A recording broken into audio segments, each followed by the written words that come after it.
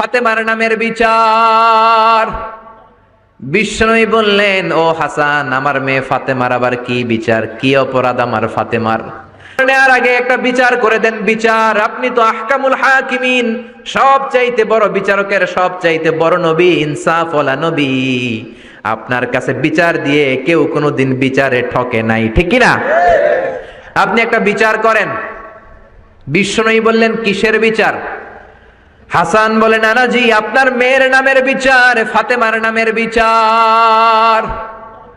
বিষ্ণুই বললেন, ও হাসান, আমার মেয়ে ফাতেমার আবার কি বিচার, কি অপরাধ আমার ফাতেমার? বিশ্বনবী মসজিদে নববীতে জোহরের নামাজ পড়ে হাসান হুসাইনকে দেখতে গেলেন। যে দেখে ফাতেমা রান্না করে। আসলে কি রান্না করে? চুলার মধ্যে পাতিল দিয়ে পানি গরম করে আর হাসান হুসাইনকে বুঝ দেয়, ঠিক কিনা? বিশ্বনবীর পায়ের আওয়াজ শুনে ঘুমন্ত হাসান আর হুসাইন জেগে গেল। দৌড়ে এসে নানাজিকে ঝাপটে ধরে ডেকে বলে, নানাজি, গতকাল কেন দেখতে আসলেন না? আজকে দুপুর হয়ে গেল, বিকেল হয়ে যাচ্ছে, এখন বুঝি আপনি দেখতে আসার সময় হলো?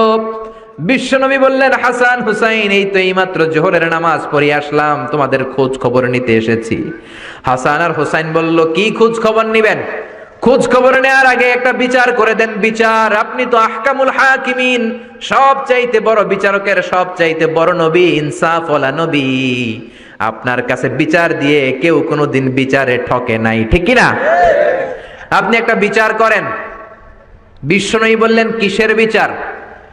হাসান বলে, নানাজি, আপনার মেয়ের নামের বিচার, ফাতেমার নামের বিচার। বিষ্ণুই বললেন, ও হাসান, আমার মেয়ে ফাতেমার আবার কি বিচার, কি অপরাধ আমার ফাতেমার? হাসান হুসাইন চোখের পানি ছেড়ে দিয়ে ডেকে বলে, নানাজি, আপনার মেয়ে আমাদেরকে খাবার দেয় না কেন?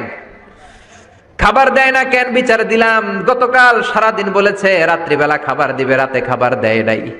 আমাদেরকে বলেছে তোমরা ঘুমিয়ে যাও, আমি রান্না করি, সকালে দিব। ঘুমায় গেলাম, সকালবেলায় খাবার চাইলাম, আপনার মেয়ে ফাতেমা তখন আমাদেরকে খাবার দেয় না। দাদা, আমরা ছোট্ট দুইটা মানুষ ক্ষুধার জ্বালায় বেহুশ হয়ে যাই, আর সহ্য করতে পারি না, আপনার মেয়ে খাবার দেয় না। দুপুর হয়ে গেল, দুইজনে কান্নাকাটি করি, আপনার মেয়ে এখন পর্যন্ত আমাদেরকে খাবার দেয় নাই। আমরা দুজন তো আর সহ্য করতে পারি না, কেন আপনার মেয়ে আমাদের সাথে এমন করে? আপনার কাছে বিচারে দিলাম, আপনি বিচার করেন। বিশ্বনবী আর কি বিচার করবেন? ধা ধা করে বিশ্বনবী চোখের পানিগুলো ছাড়েন। হুসাইনকে জড়িয়ে ধরলেন, হাসান রে জড়িয়ে ধরলেন, ডেকে বললেন, হাসান রে, কাছে আয়। বিশ্বনবী শাম দেশের জুব্বা পড়তেন, শাম দেশের জুব্বাটা উপরের দিকে উঠালেন, হাসান রে দেখালেন, এই তো দেখ, তোর নানার পেটের মধ্যে 3টা